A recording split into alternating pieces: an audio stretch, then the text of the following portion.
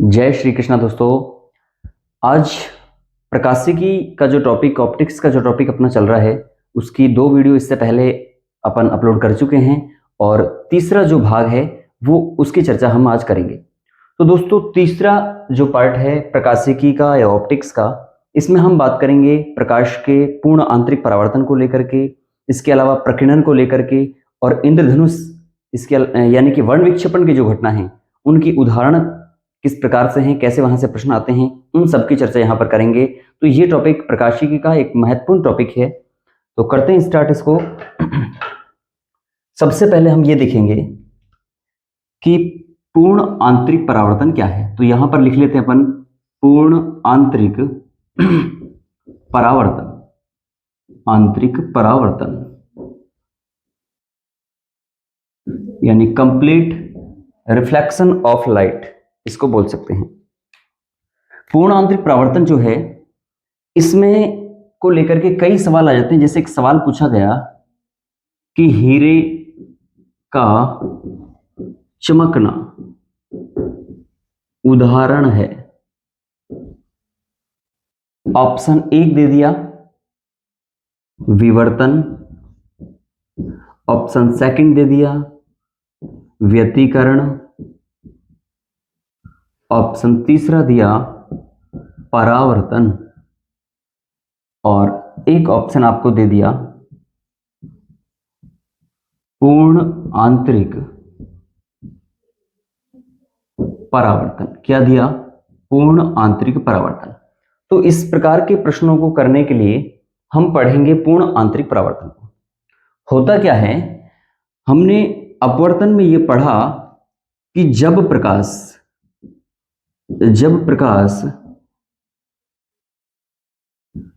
सघन से विरल माध्यम में जाता है तो उसकी प्रकाश किरण में या उसके प्रकाश में किस प्रकार से बदलाव होता है। तो हमने यहां पर देखा, इससे पहले जो वीडियो डाली गई थी उसमें देखा गया हमने कि जब प्रकाश एक माध्यम से दूसरे माध्यम में जाता है तो वह अपने मूल पथ से क्या हो जाता है, विचलित हो जाता है, यानी कि भटक जाता है। प्रकाश की यह घटना तो क्या कहलाती है? अपवर्तन। लेकिन अगर यह पूछा जाए कि जब प्रकाश सघन से विरल माध्यम में जाए तो क्या प्रकाश अभिलंब की ओर झुकता है या दूर हटता है? तो याद रखिए, जब भी प्रकाश सघन से विरल माध्यम में जाएगा तो वहां पर वह अभिलंब से दूर हटेगा। ठीक है, तो यहां पर पूर्ण आंतरिक परावर्तन में भी इसी प्रकार की स्थिति है। इसमें होता क्या है, इसमें होते हैं 2 माध्यम। जैसे ये अपनी एक काल्पनिक पृष्ठ है जो दोनों माध्यमों को बांटती है, विभाजित करती है। एक माध्यम अलग, दूसरा अलग। जो ये वाला माध्यम है, ये है माध्यम सघन, या हम लिख सकते हैं सघन माध्यम। और यहां पर सघन माध्यम, जैसे उदाहरण के तौर पर हम लिख सकते हैं यहां पर जल। इसके अलावा ये है माध्यम आपका सेकंड, और इसमें हो जाएगा माध्यम विरल। और विरल माध्यम में क्या होगा? तो यहां पर हम देख सकते हैं वायु। यानी कि पूर्ण आंतरिक परावर्तन में 2 माध्यम होते हैं। इसको हम इस तरह से समझें कि यहां से कोई प्रकाश किरण आती है, आपतित प्रकाश किरण जिसे कहा, इसे जाना चाहिए इस ओर, लेकिन ये इस ओर ना जाकर के अभिलंब की ओर झुकेगी, थोड़ा सा अभिलंब से दूर हटेगी। मतलब क्योंकि अभिलंब यहां बनाएंगे ना इस तरह से, जैसे ये हो गया इसका अभिलंब। ठीक है, तो इसको जाना चाहिए था इस ओर, लेकिन ये थोड़ा सा अभिलंब से दूर हटती है, यानी कि इस प्रकार से चली जाती है। ठीक है, दूसरी कंडीशन क्या है? एक कंडीशन हम यहां पर बना लेते हैं कि ये प्रकाश किरण है वापस से, और इसको जाना चाहिए इस ओर, लेकिन ये जो है एक स्थिति ऐसी आती है कि इसके बिल्कुल लंबवत इस प्रकार से चलने लगती है, और यहां पर एक कोण बन जाता है 90 डिग्री का कोण।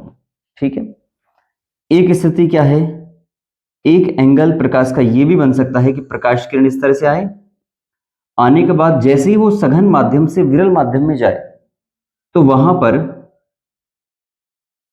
स्थिति ये होती है कि ये पूरा जो प्रकाश है ये लौटकर वापस उसी माध्यम में आ जाता है जिस माध्यम से ये गया था। जिस माध्यम से गया है पूरा का पूरा जो प्रकाश है वो लौटकर वापस उसी माध्यम में आता है। हम कहें कि सघन माध्यम से जब विरल माध्यम में जाता है तो प्रकाश अभिलंब से दूर हटता है।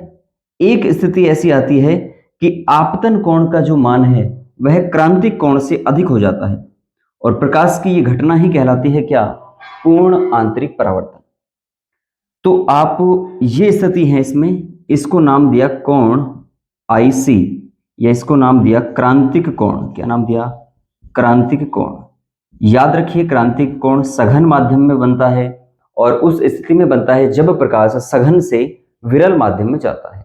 ठीक है, तो एक स्थिति ये आती है कि प्रकाश जिस माध्यम से आपतित हुआ वापस लौट करके उसी माध्यम में आ गया, तो प्रकाश की इस घटना में जो है पूर्ण आंतरिक परावर्तन होता है। तो पूर्ण आंतरिक परावर्तन में हम ये याद रखेंगे कि इसकी कौन कौन सी शर्तें हैं, या क्या पूर्ण आंतरिक परावर्तन की शर्तें भी है।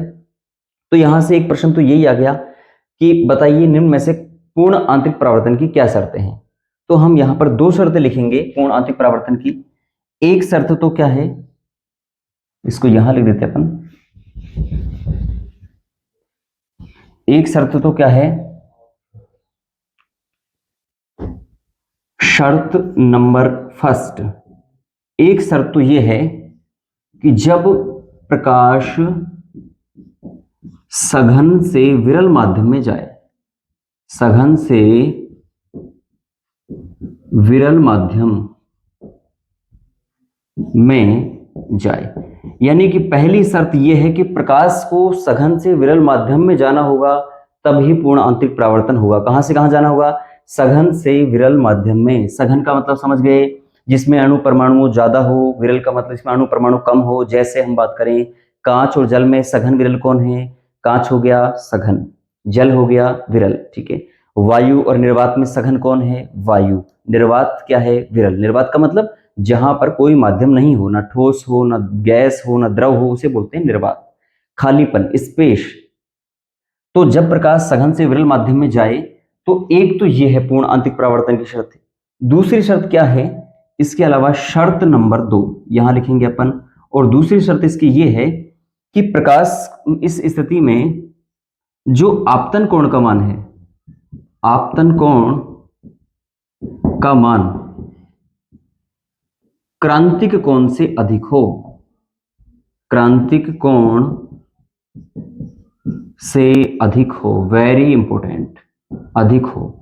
अगर ये दोनों शर्त पूरी होती है, अगर ये दोनों शर्त पूर्ण करता है तो उस स्थिति में वहां पर क्या होगा? पूर्ण आंतरिक परावर्तन होगा। क्या होगा? पूर्ण आंतरिक परावर्तन।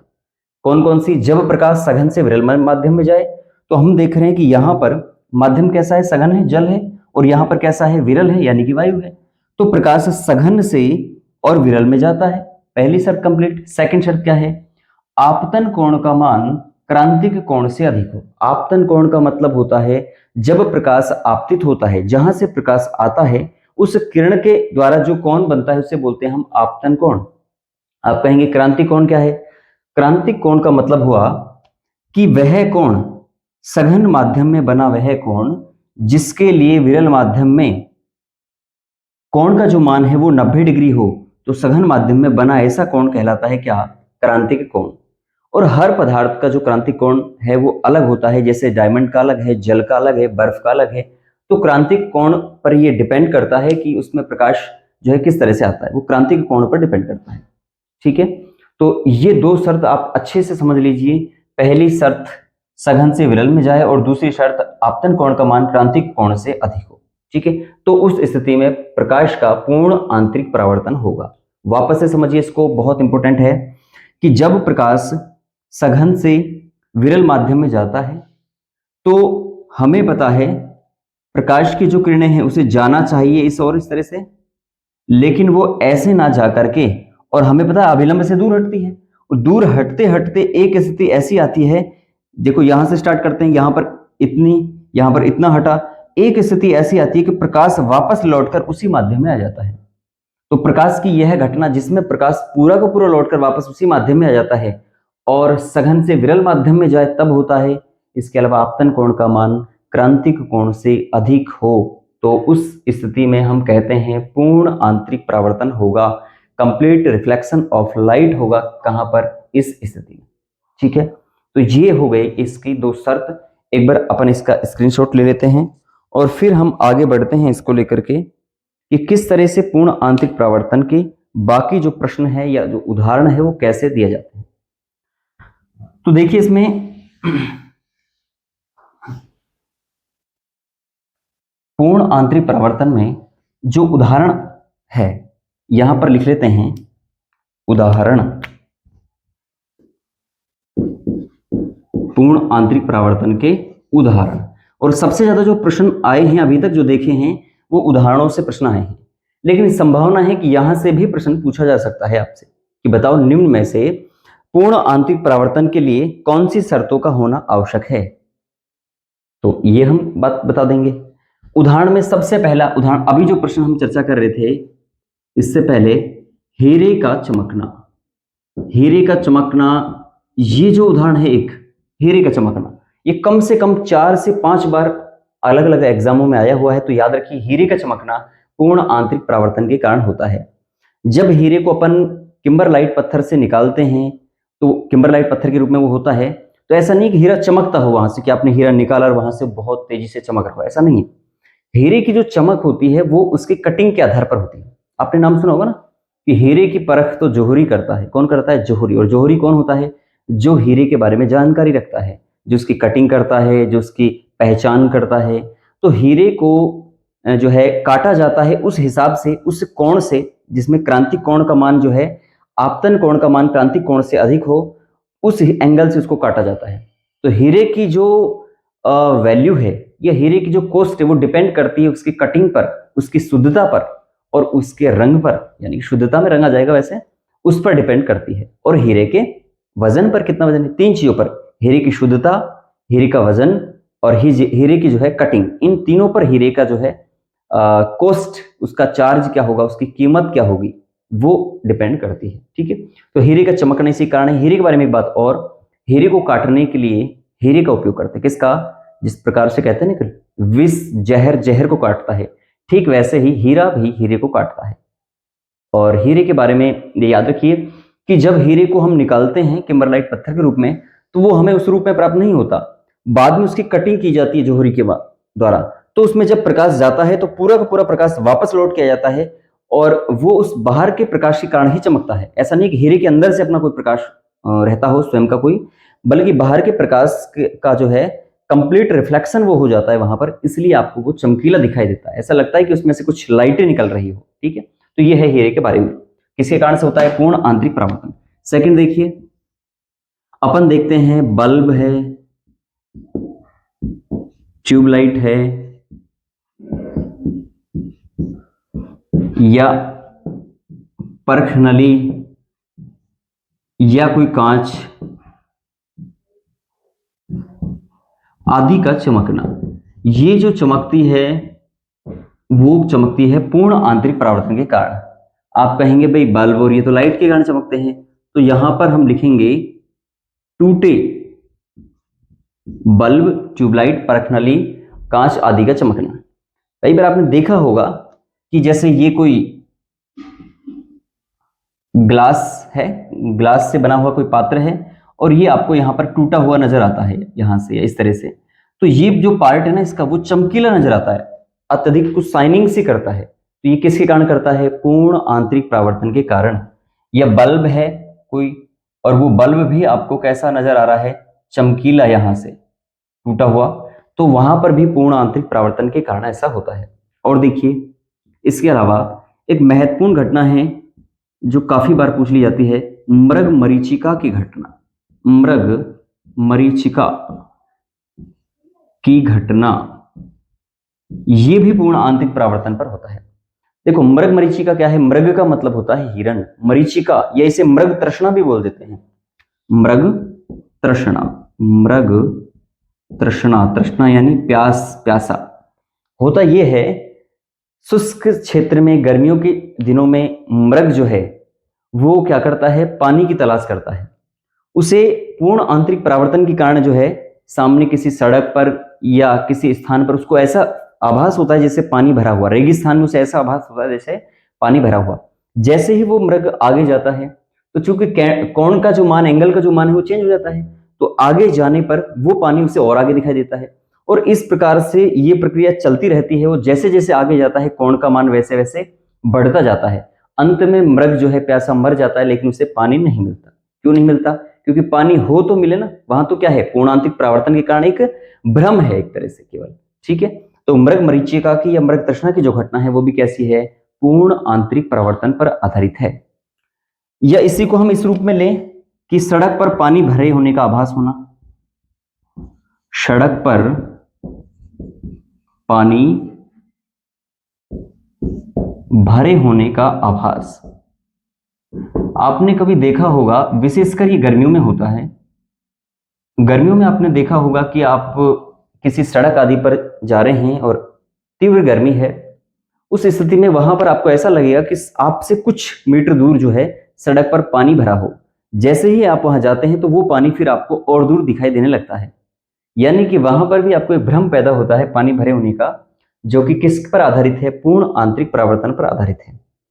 आप में से कुछ साथी ये पूछ सकते हैं, आपके मन में सवाल आ सकता है कि पूर्ण आंतरिक परावर्तन या जो सड़क पर पानी भरे होने का आभास जो होता है ये गर्मियों में ही क्यों होता है, ग्रीष्म काल में ही क्यों होता है? तो दोस्तों इसका जो रीजन है वो है इसकी शर्तें। कौन सी? जब प्रकाश सघन से विरल माध्यम में जाए, तो ये दोनों शर्त होगी तभी ये प्रक्रिया होगी।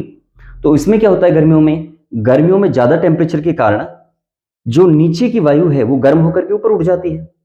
तो नीचे तो हो जाता है कैसा, खालीपन, एक तरह से खालीपन, यानी कि वायु की सांद्रता कम हो जाएगी, वायु की सांद्रता में कमी आ जाएगी। और ऊपर का जो क्षेत्र है वहां पर वायु की सांद्रता बढ़ जाएगी।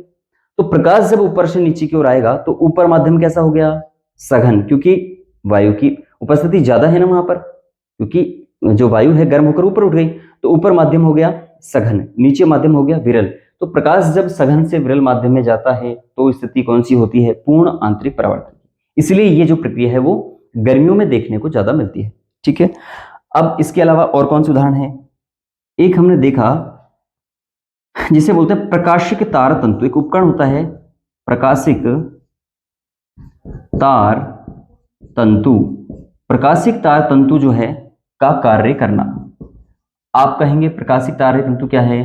प्रकाशिक तार तंतु के बारे में बात करें तो यह एक ऐसा उपकरण है जो टेढ़े मेढ़े मार्ग से भी प्रकाश को दूसरी जगह पर भेज सकता है। प्रकाशिक तार तंतु को अपन इस तरह से बनाएं, इसमें क्या है, इस प्रकार से दर्पण लगे होते हैं और ये इस रूप में, ये इस रूप में जो होता है, यहां से प्रकाश किरणें इसमें आपतित हुई, ये इस प्रकार से परावर्तित होती होती और अंत में जो है यहां पर निकल आती है। तो इस स्थिति को हम बोलते हैं प्रकाश का पूर्ण आंतरिक परावर्तन के कारण होने वाली घटना, प्रकाशिक तार तंतु। ये एक भौतिक उपकरण है प्रकाशिक तार तंतु। ये एक ऐसा उपकरण है जिसमें से प्रकाश एक बिंदु से दूसरे बिंदु पर टेढ़े मेढ़े मार्गों से, जिगजैग मार्ग दिख रहे हैं ना आपको, टेढ़े मेढ़े मार्गों से बिना किसी क्षति के, प्रकाश के बिना किसी क्षति के दूसरी ओर दूरस्थ छोर पर निकल आता है या प्राप्त हो जाता है। इसे बोलते हैं प्रकाशिक तार तंतु। और प्रकाशिक तार तंतु का जो कार्य है, यूज जो है, वो कई जगह पर होता है, जैसे आंतरिक अंगों के परीक्षण में। किसमें? आंतरिक अंगों के परीक्षण में इसका उपयोग होता है। अंगों के परीक्षण में, आंतरिक अंगों को जो परीक्षण किया जाता है वहां पर इसका यूज होता है। इसके अलावा जो प्रकाशिक पुंज को भेजने में, दूरस्थ स्थान पर भेजने में भी इसका उपयोग जो है होता है। इसके अलावा बहुत सारे ऑर्गन्स को जांच में भी इसका यूज किया जाता है। इसका नाम है प्रकाशिक तार तंतु। तो आप याद रखेंगे कि हीरे का चमकना, टूटे बल्ब या ट्यूबलाइट आदि का चमकना, मृग मरीचिका की घटना, सड़क पर पानी भरे होने का आभास होना, प्रकाशिक तार तंतु का कार्य करना, ये सभी किस पर आधारित हैं? पूर्ण आंतरिक परावर्तन पर आधारित हैं। ठीक है, यह आपने देखा होगा किसी जल से भरे पात्र में कोई डूबी हुई जो प्रखनली है वो आपको जो है कई बार चमकीली हुई दिखाई देती है। इस प्रकार से इसको ऐसे बनाए हम, आपको इस प्रकार से थोड़ी चमकीली हुई सी, चमक सी दिखाई देती है इसकी। तो ये भी किस कारण से होता है? प्रकाश के पूर्ण आंतरिक परावर्तन के कारण ऐसा होता है। ठीक है, पूर्ण आंतरिक परावर्तन के बारे में हम दोनों बातें याद कर लेंगे। एक तो इसकी शर्त क्या क्या है कि प्रकाश सघन से विरल माध्यम में जाना चाहिए। दूसरा शर्त ये कि इसका जो क्रांतिक कोण का मान है, क्रांतिक कोण का मान हमेशा आपतन कोण, हम ये कह सकते हैं आपतन कोण का जो मान है वो अधिक होना चाहिए किससे? क्रांतिक कोण से। और फिर इसके उदाहरण जो हैं वो हम याद रखें। अमूमन तो ये देखा जाता है कि इसमें जो प्रश्न आते हैं वो उदाहरणों से लेकर के आते हैं, बार बार प्रश्न पूछा जाता है उदाहरणों को लेकर के। तो आप एक बार इसका स्क्रीनशॉट ले लें, फिर हम आगे बढ़ते हैं पूर्ण आंतरिक परावर्तन के बारे में।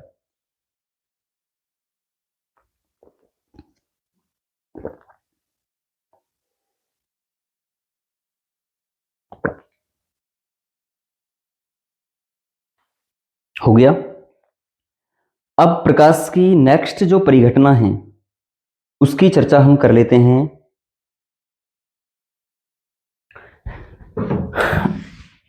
और वो कौन सी है? तो प्रकाश की पूर्ण आंतरिक परावर्तन के जस्ट बाद जो हम पढ़ेंगे उसका नाम है प्रकीर्णन, प्रकाश का प्रकीर्णन, प्रकाश का प्रकीर्णन। यहां लिख लेते हैं प्रकाश का प्रकीर्णन। प्रकीर्णन के बारे में बहुत ही काम की बातें या बहुत जरूरी बातें जो एक कॉम्पिटिटिव लेवल की तैयारी कर रहे एग्जाम जितने भी हैं या वो लोग जो तैयारी कर रहे हैं उनको इसके बारे में पता होना ही चाहिए।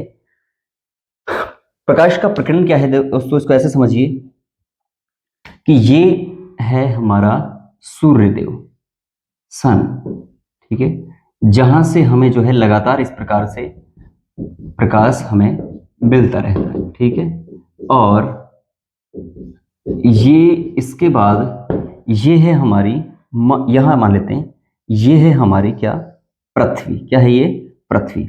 और पृथ्वी पर जो प्रकाश आता है वो आता है विकिरण विधि से। किससे आता है? विकिरण विधि से। लेकिन हमें यह जानना है कि प्रकाश का प्रकीर्णन क्या है। दोस्तों हमें पता है हमारे चारों ओर क्या है? वायुमंडल है। क्या है? वायुमंडल, यानी विभिन्न गैसों का मिश्रण। और वायुमंडल में विभिन्न धूल के कण हैं, विभिन्न पराग कण हैं, कार्बन कण हैं, वो सारी चीजें हैं। इनको यहां लिख देता हूं मैं पदार्थों के कण, पदार्थों के सूक्ष्म कण, छोटे छोटे कण यहां पर इस तरह से पूरे वायुमंडल में जो है घूमते रहते हैं। जैसे ही प्रकाश इन कणों पर आपतित होता है तो यह पूरी तरह से फैल जाता है। यह प्रकाश जो है अलग अलग दिशाओं में इस प्रकार से फैल जाता है। यानी जब प्रकाश कहां पर आपतित होता है? पृथ्वी के वायुमंडल में, पृथ्वी में वायुमंडल में उपस्थित जो पदार्थों के सूक्ष्म कण हैं उन पर जब आपतित होता है, उन पर जब गिरता है तो उन कणों के द्वारा प्रकाश पूरी तरह से अलग अलग दिशाओं में फैल जाता है। और प्रकाश का फैलना ही इस रूप में कहलाता है क्या? प्रकाश का प्रकीर्णन। क्या कहलाता है? प्रकाश का प्रकीर्णन। प्रकाश के प्रकीर्णन को लेकर के एक वैज्ञानिक हुए जिनका नाम है लॉर्ड रेले। क्या नाम है? लॉर्ड रेले। ये बहुत इंपॉर्टेंट है। लॉर्ड रेले ने यह बताया कि प्रकाश का जो प्रकीर्णन है वह प्रकाश के तरंग दैर्घ्य, प्रकाश के तरंग दैर्घ्य पर आधारित होता है। किस पर आधारित है? प्रकाश के तरंग दैर्घ्य पर आधारित। तो आपसे अगर ये पूछा जाए कि बताइए प्रकाश का प्रकीर्णन निम्न में से किस गुण के पर आधारित है या किस पर आधारित है, तो आप बताएंगे किस पर? तरंग दैर्घ्य पर आधारित होगा। अब ये जो है तरंग दैर्घ्य क्या है? तो हम ये कह सकते हैं कि प्रकाश एकांक समय में प्रकाश की जो तरंग है वह कितनी दूरी तय करती है उसे हम बोलते हैं तरंग दैर्घ्य, या इसे लैम्बडा से दर्शाते हैं। किसे दर्शाते हैं इसको? तरंग दैर्घ्य को लैम्बडा। ये एक प्रतीक चिन्ह है इसको दर्शाने का, इंगित करने का, लैम्बडा। ठीक है, किससे दर्शाते हैं? लैम्बडा से दर्शाते हैं तरंग दैर्घ्य को। लॉर्ड रेले ने यह भी बताया कि प्रकाश की जो तरंग दैर्घ्य है उस पर तो प्रकीर्णन आधारित होता ही है, साथ में यह बताया कि प्रकाश का प्रकीर्णन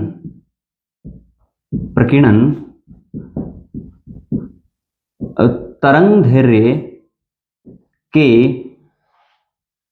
चतुर्थ घात के व्युत्क्रमानुपाती होता है। वेरी इंपॉर्टेंट, व्युत्क्रमानुपाती होता है। क्या होता है?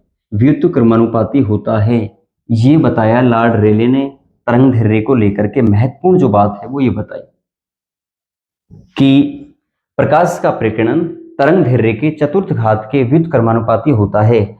हम इसको ऐसे भी लिख सकते हैं, अर्थात क्या कहा इन्होंने?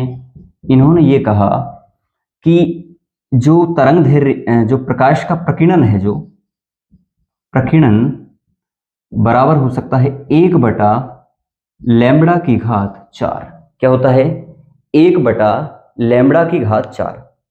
तो इस तरह से अगर आपसे पूछा जाए कि प्रकाश का प्रकीर्णन क्या है, तो आप ये बता सकते हैं कि 1/λ⁴, या आप ये प्रकाश प्रकीर्णन की मात्रा, यहां अगर पूरा लिखें हम तो ऐसे लिख सकते हैं, मात्रा और अनुव्युत्क्रमानुपाती 1/λ⁴। ये बहुत इंपॉर्टेंट है आपके इस पूरी प्रक्रिया में, पूरी घटना में। इनको भी हम याद रखेंगे। आपसे पूछ लिया अलग अलग ऑप्शन देकर के, ये एक ऑप्शन हो वहां पर सही वाला, 3 ऑप्शन गलत, तो ये पूछा जा सकता है। ठीक है, तो आप अब याद रखिए, तरंगदैर्घ्य पर आधारित होता है क्या? प्रकाश का प्रकीर्णन। इसके अलावा अगर हम ये देखें कि प्रकीर्णन की, जो प्रकाश के प्रकीर्णन की जो घटना है, क्या इससे संबंधित कुछ उदाहरण भी हैं? तो बिल्कुल इससे संबंधित उदाहरण है। एक हम यहां पर बात करेंगे इसके उदाहरणों में, जैसे यहां लिख देते हैं उदाहरण, एग्जाम्पल नंबर फर्स्ट, आकाश का नीला दिखना, नीला या मैं कहूं आसमानी दिखना, नीला दिखना।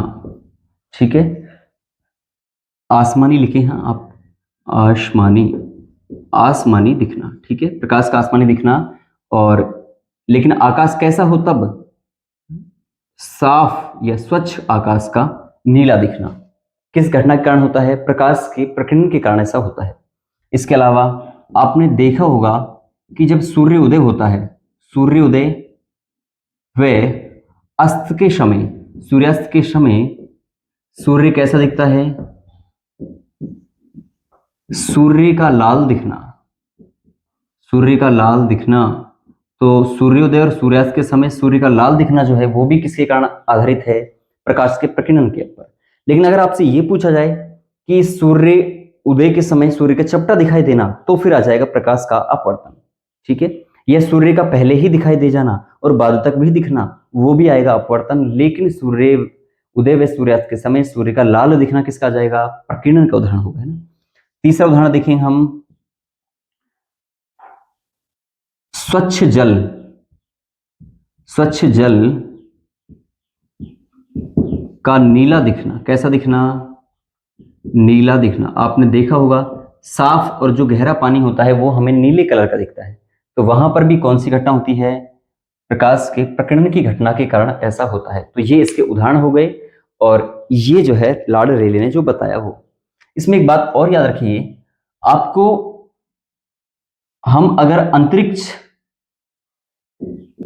अंतरिक्ष से या पृथ्वी के बाहर से आकाश को देखेंगे हम, तो हमें वो नीला या आसमानी ना दिख करके हमें दिखाई देगा कैसा?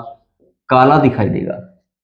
आपसे पूछे कि अंतरिक्ष से देखने पर आकाश जो है वह काला दिखाई देता है, जबकि पृथ्वी से देखने पर वह कैसे दिखाई देता है? आसमानी या नीला दिखाई देता है। कारण क्या है?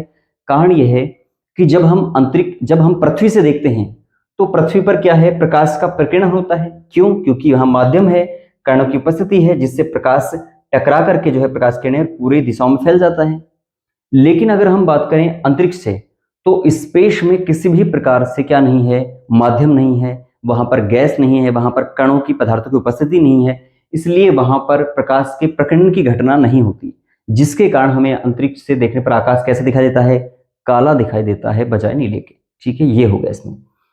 अब सबसे महत्वपूर्ण बात जो तरंगदैर्घ्य से जुड़ी हुई है या मैं कहूं प्रकीर्णन से जुड़ी हुई है। आपसे पूछा जाए कि क्या कोई भारतीय वैज्ञानिक है जिन्होंने प्रकाश के प्रकीर्णन पर रिसर्च की, तो आप एक नाम याद रखिए, नाम है सीवी रमन। क्या नाम है? सीवी रमन, या इनका नाम है पूरा चंद्रशेखर वेंकट रमन। चंद्रशेखर वेंकट रमन, ये इनका नाम है। और चंद्रशेखर वेंकट रमन या सीवी रमन ने जो है प्रकाश के प्रकीर्णन का जो गुण है इस पर ही रिसर्च करके, अध्ययन करके एक खोज की जिसका नाम है रमन इफेक्ट या रमन प्रभाव। किसको खोजा? रमन प्रभाव को खोजा, जो बहुत इंपॉर्टेंट है। रमन प्रभाव के द्वारा ही लगभग जो है खोज के बाद 2000 जो कंपाउंड है, जो यौगिक हैं, यौगिक उनकी आंतरिक संरचना का अध्ययन किया। लगभग 2000 कंपाउंडों का, यौगिकों का आंतरिक संरचना का अध्ययन किया गया। किसके माध्यम से? रमन प्रभाव के माध्यम से। ठीक है, और पदार्थों के गुणों की जानकारी मिली। तो रमन प्रभाव बहुत इंपॉर्टेंट है। रमन प्रभाव सीवी रमन ने दिया, जिसका नाम चंद्रशेखर वेंकट रमन है। और रमन प्रभाव किस पर आधारित है? प्रकाश के प्रकीर्णन का जो गुण है उस पर आधारित है। और यहाँ पर एक सबसे महत्वपूर्ण बात और याद रखिए रमन प्रभाव को लेकर ही, चूंकि ये जो प्रयोग है वो लगभग 1920 के दशक में दिया गया, और वहां पर आपको याद है हम प्रतिवर्ष 28 फरवरी को मनाते हैं क्या? विज्ञान दिवस, या मैं कहूँ राष्ट्रीय विज्ञान दिवस।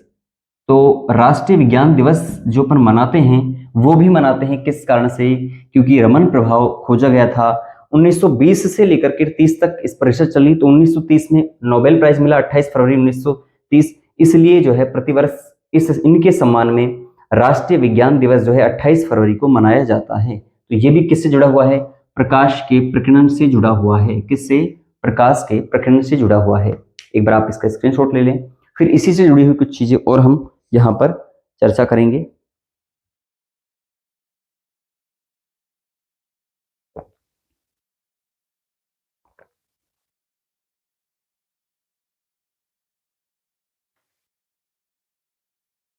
प्रकीर्णन हो गया, यानी कि आपको इसमें एक तो उदाहरण याद रखने हैं, एक लॉर्ड रेले ने क्या बताया ये याद रखना है, और एक ये कि प्रकीर्णन पर किस तरह से आधारित है वो हमें याद रखना है। ठीक है, तो ये हो गया प्रकाश का प्रकीर्णन।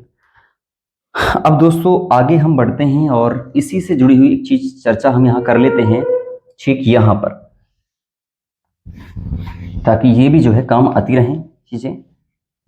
स्क्रीनशॉट आपने ले लिया होगा, आप नोटबुक वैसे लेकर बैठ सकते हैं, जब पढ़ाई करें तो आप साथ साथ उतारेंगे तो ज़्यादा अच्छी तरह से वो याद रह पाएगा। दोस्तों प्रकाश के प्रकीर्णन में कई बार प्रश्न ये आ जाता है, आपने देखा होगा जिन्होंने पिछले एग्जाम जो दिए हैं और नहीं दिए हैं तो आप कोई भी अनसोल्व पेपर देख सकते हैं, उसमें आपको मिलेगा कि पिछली बार के एग्जामों में प्रश्न पूछा गया है कि बताइए निम्न में से, जैसे प्रश्न पूछा निम्न में से किस रंग, या मैं कहूं प्रकाश के किस रंग, निम्न में से प्रकाश के किस रंग की तरंग दैर्घ्य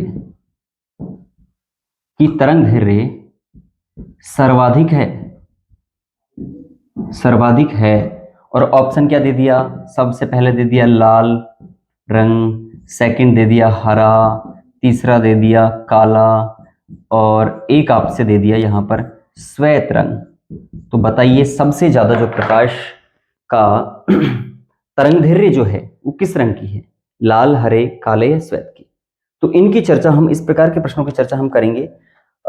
देखिए इस प्रश्न को सॉल्व करने के लिए हमें करना होगा क्या, यहां पर बनाएंगे हम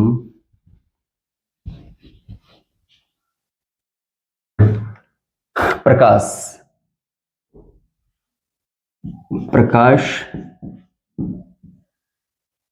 की तरंगदैर्घ्य, यानी जो प्रकाश में न्यूटन ने बताया था प्रकाश जो है श्वेत प्रकाश वो 7 रंगों से मिलकर बना हुआ है, और वो 7 रंग कौन से हैं? तो वो 7 रंग हम लिख देते हैं यहां पर, इस प्रकार से है विबिग्योर,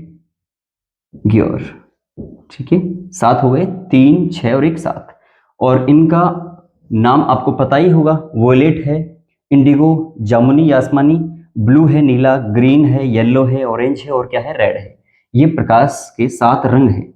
जो श्वेत प्रकाश होता है उसका 7 रंग। इसमें आप एक तो ये भी याद रखिए, आपसे पूछा जाए कि वोयलेट से परे क्या है, वोयलेट से नीचे क्या है, तो यहां पर आ जाएगा पराबैंगनी। क्या आएगा यहां पर? पराबैंगनी, ठीक है, किरण।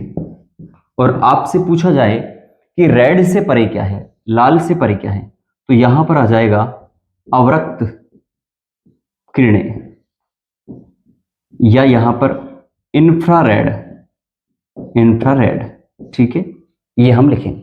लेकिन प्रकाश की तरंग दैर्घ्य किस प्रकार से वोयलेट से रेड की ओर जब जाते हैं तो वो बढ़ती है। इसके लिए आप समझिए, जैसे जैसे हम वोयलेट से रेड की ओर जाएंगे, यानी कि हम बाएं से दाईं ओर जाएंगे, तो वैसे वैसे प्रकाश की जो तरंग दैर्घ्य है वो बढ़ती है। तो हम लिखेंगे प्रकाश की तरंग दैर्घ्य का बढ़ता क्रम। क्या लिखेंगे? बढ़ता क्रम। हम ये भी कह सकते हैं कि सबसे ज्यादा जो तरंग दैर्घ्य है, यहां लिखेंगे सर्वाधिक तरंग दैर्घ्य बराबर हो जाएगी किसकी? रेड की। और न्यूनतम तरंग दैर्घ्य या न्यूनतम लैम्ब्डा का मान जो होगा वो किसका होगा? इधर, यानी कि वोयलेट का, बैंगनी का होगा, ठीक है। किसका होगा? बैंगनी। और सर्वाधिक किसका होगा? लाल रंग का होगा। तो इसको अच्छे से याद रखिए, कई बार एग्जामों में पूछा गया है सबसे ज्यादा तरंग दैर्घ्य, सबसे कम तरंग दैर्घ्य किसकी है। अब जब तरंग दैर्घ्य की बात कर रहे हैं तो 2 चीजें और हम यहां साथ में पढ़ लेते हैं। एक होती है आवर्ती, और यहां लिख देंगे आवर्ती व प्रकीर्णन, दोनों ही। प्रकीर्णन का बढ़ता क्रम, बढ़ता क्रम, यानी कि जैसे जैसे हम रेड से वोयलेट की ओर आएंगे तो प्रकाश की जो है आवर्ती भी बढ़ेगी, और क्या बढ़ेगा? प्रकीर्णन भी बढ़ेगा। आपसे पूछा जाए सबसे ज्यादा आवर्ती किसकी है, तो हम बताएंगे वोयलेट की। सबसे ज्यादा प्रकीर्णन यानी फैलाव किस एकवर्णी रंग का प्रकीर्णन या फैलाव सबसे ज्यादा होगा, हम कहेंगे वोयलेट का। किस रंग का प्रकीर्णन सबसे कम होगा, हम कहेंगे रेड का, ठीक है। जैसे यहां लिखें सर्वाधिक प्रकीर्णन, तो भी आप क्या कहेंगे? बैंगनी का, बैंगनी रंग, ठीक है, बैंगनी रंग। और आप कहेंगे सर्वाधिक आवर्ती, तब भी हम उस कंडीशन में क्या बताएंगे? बैंगनी रंग बताएंगे। और अगर आपसे पूछे कि सबसे कम, या यहां पर हम लिख लेते हैं न्यूनतम, न्यूनतम आवृत्ति किसकी है, तो न्यूनतम आवृत्ति किसकी हो जाएगी यहां पर?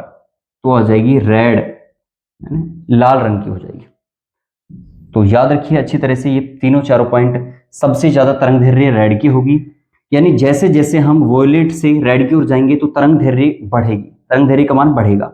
सबसे ज्यादा तरंग दैर्घ्य रेड, रेड से थोड़ी कम ऑरेंज, ऑरेंज से थोड़ी कम येलो, येलो से थोड़ी कम ग्रीन, और सबसे कम हो जाएगी वोयलेट। और हम आवर्ती की और प्रकीर्णन की बात करें तो जैसे जैसे हम वोयलेट की ओर आएंगे तो प्रकीर्णन और आवर्ती बढ़ेगी। तो क्या हम ये कह सकते हैं कि प्रकाश का जो प्रकीर्णन है वो आवर्ती के समानुपाती होता है, जबकि प्रकाश की तरंग दैर्घ्य के होता है कैसा? व्युत्क्रमानुपाती होता है। ये कह सकते हैं ना, इसलिए बहुत इंपॉर्टेंट पॉइंट है दोस्तों। प्रकाश का तरंग दैर्घ्य रेड जो है ये लाल रंग का सबसे ज्यादा होता है, इसीलिए खतरे के निशान के रूप में जो है हम किसका यूज करते हैं? रेड का यूज करते हैं खतरे के निशान के रूप में, क्योंकि रेड जो रंग है, लाल जो रंग है, वो फैलता नहीं है और दूर तक गमन करता है। इसीलिए ट्रेन आदि में जो है, ट्रेन आदि को रोकने के लिए हम जो झंडे का यूज करते हैं, फ्लैग जो यूज करते हैं, वो रेड होता है, जाहिर सी बात है। इसके अलावा जितने भी हम जो रोड लाइटें वगैरह है, वहां पर हम खतरे का जो निशान है वो किसके रूप में यूज करते हैं? रेड के रूप में। तो वो भी इसका जो है एक रीजन हो सकता है, ठीक है। ये है प्रकाश के प्रकीर्णन के बारे में वो तमाम बातें जो आपको जाननी चाहिए और जहां से प्रश्नों की संभावना पूरी पूरी रहती है, ठीक है दोस्तों। ये करिए एक बार, फिर इसको हम आगे बढ़ाते हैं इस टॉपिक को।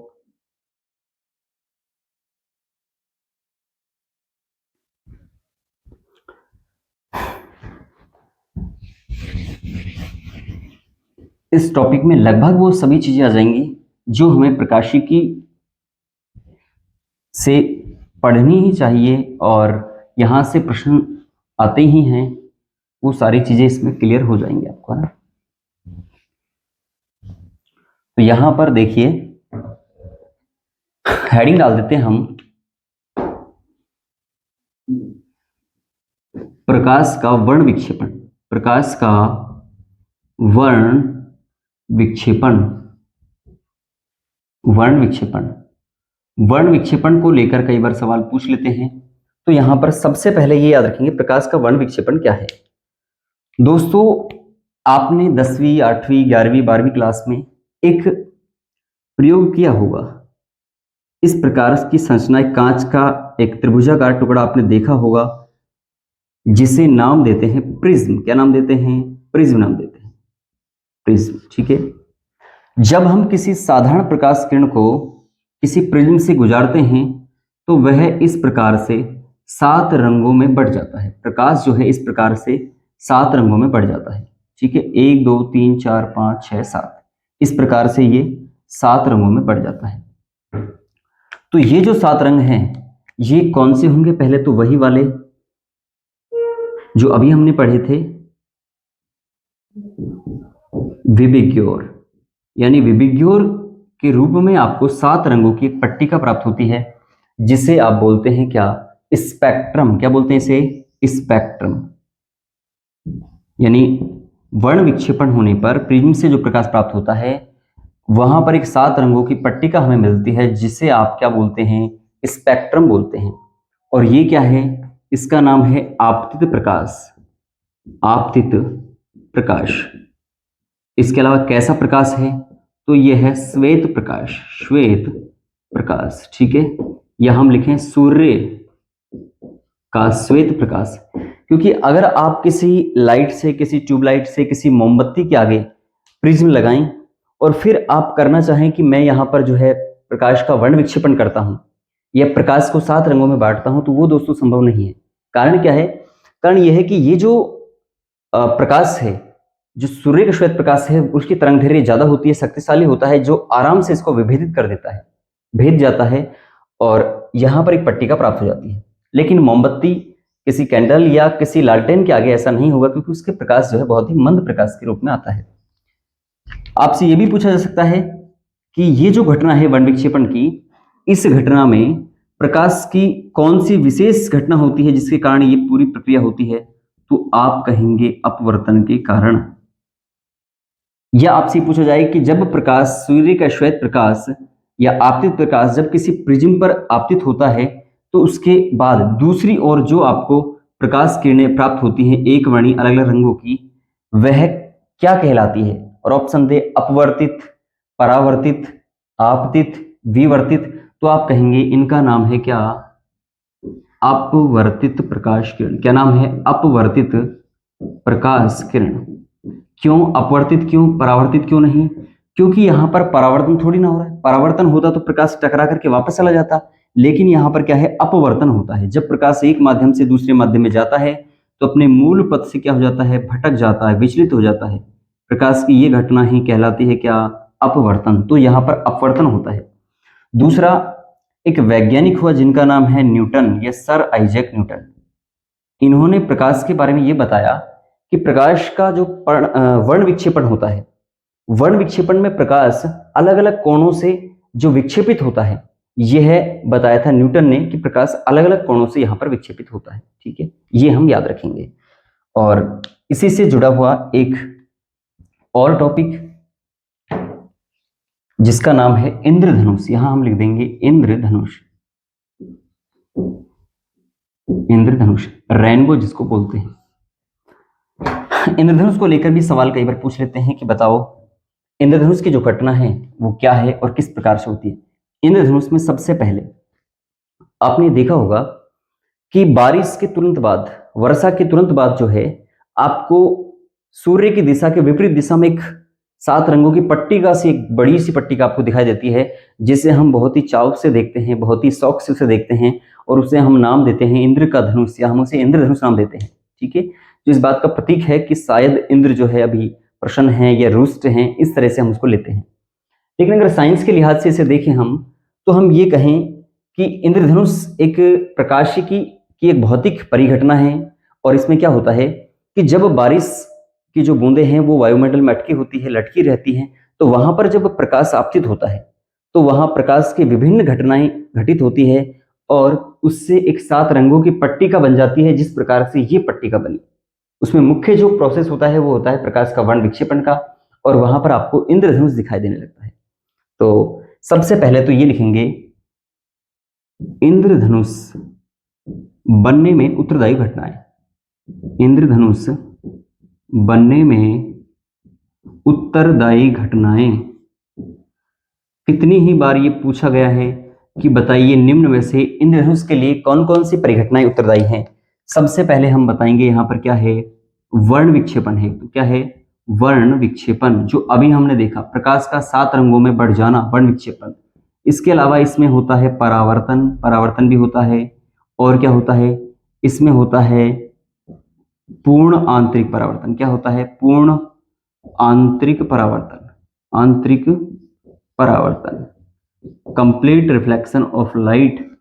और अगला इसमें चौथा जो है वो होता है अपवर्तन। क्या होता है, अपवर्तन, क्योंकि अपवर्तन होगा तभी तो वर्ण विक्षेपण होगा। तो यहां पर अपवर्तन होता है, परावर्तन होता है, वर्ण विक्षेपण होता है, पूर्ण आंतरिक परावर्तन होता है। ये चारों घटनाएं जो हैं वो उत्तरदायी हैं इंद्रधनुष के बनने के लिए, ये याद रखिए। आगे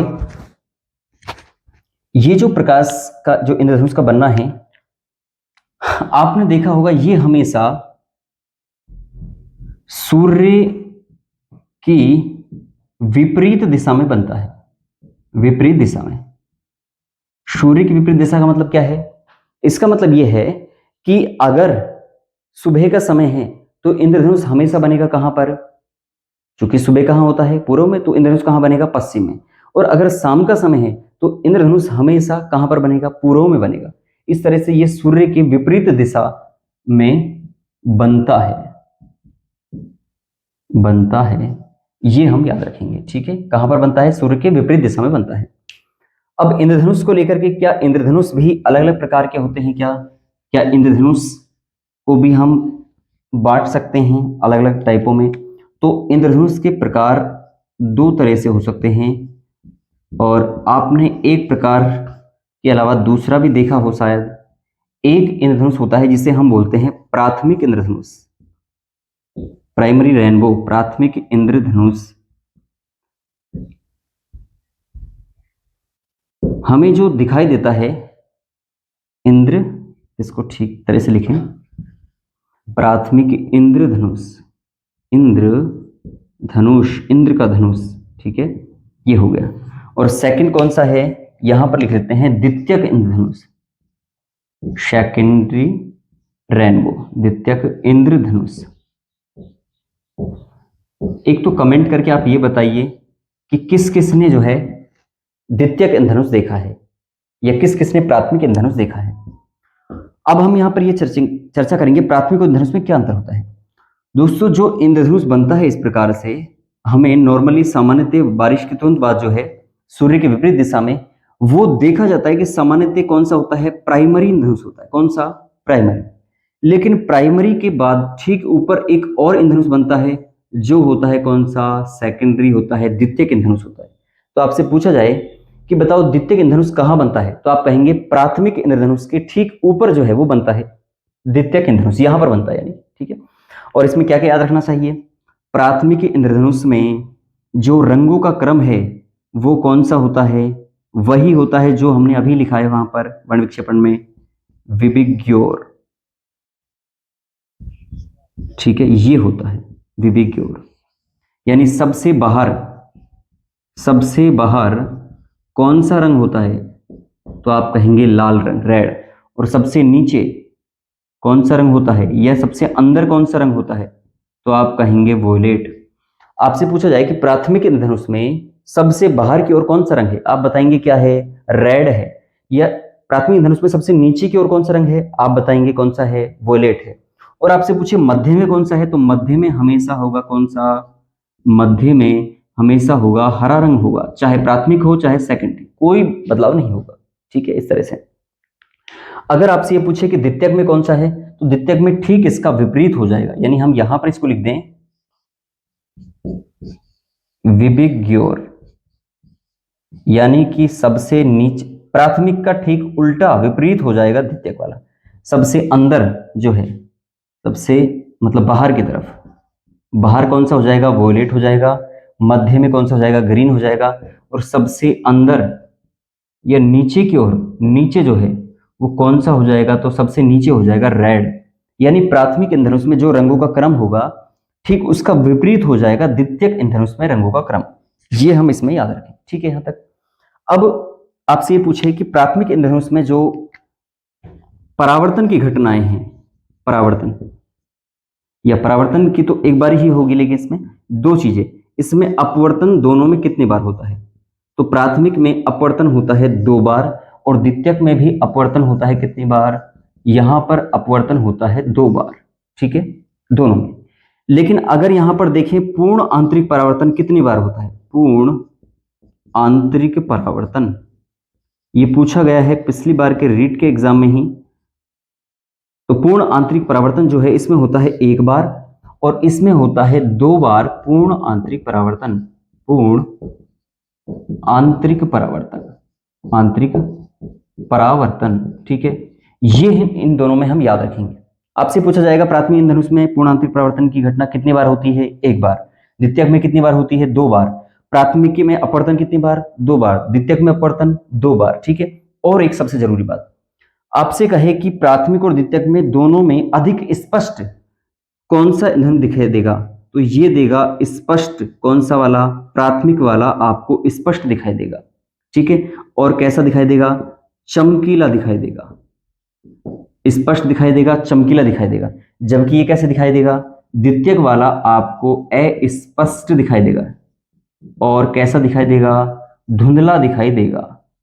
तो ये आपके इंद्रधनुष के बारे में है। इसके अलावा वर्ण विक्षेपण हमने पढ़ा, इसमें पूर्ण आंतरिक परावर्तन पढ़ा और इसमें प्रकाश का क्या पढ़ा, प्रकीर्णन पढ़ा, जो कि बहुत इंपॉर्टेंट है। तो वीडियो को आप अपने दोस्तों को जो है सेंड करें ताकि उनको भी इसका लाभ मिल सके।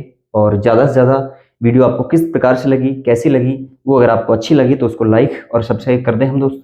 इसके अलावा इसकी जो नेक्स्ट वीडियो है वो जल्द ही आपके सामने जो है आएगी। Thank you.